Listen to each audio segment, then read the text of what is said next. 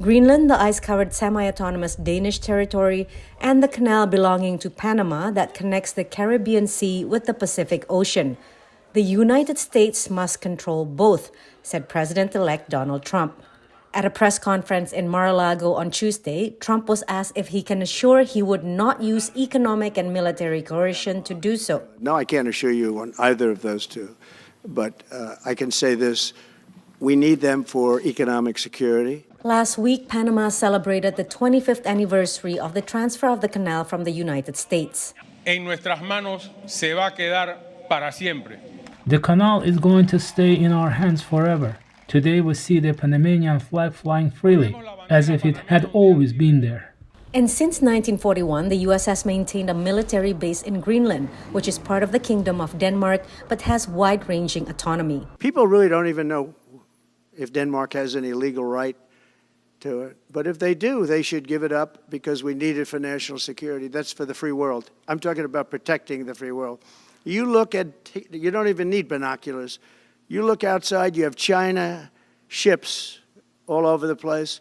You have Russian ships all over the place. We're not letting that happen. Danish Prime Minister Mette Frederiksen has repeatedly said Greenland is not for sale. She said it again Tuesday as the president-elect's son, Donald Trump Jr., arrived for a previously unannounced visit to the territory. I will make it very clear that seen with the eyes of the Danish government, Greenland is for the Greenlandic people.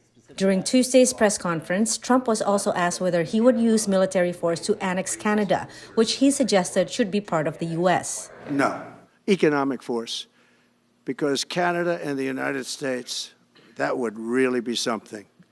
You get rid of that artificially drawn line, and you take a look at what that looks like, and it would also be much better for national security. Don't forget, we basically protect Canada.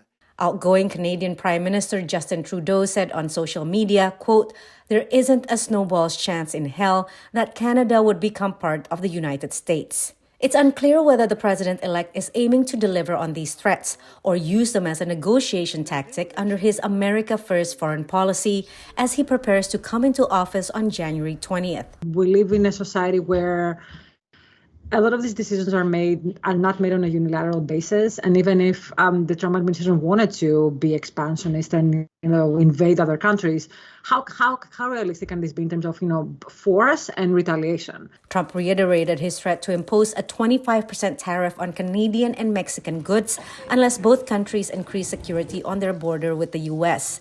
He said he will rename the Gulf of Mexico as the Gulf of America. Patsy, Widakuswara, VOA News, Washington.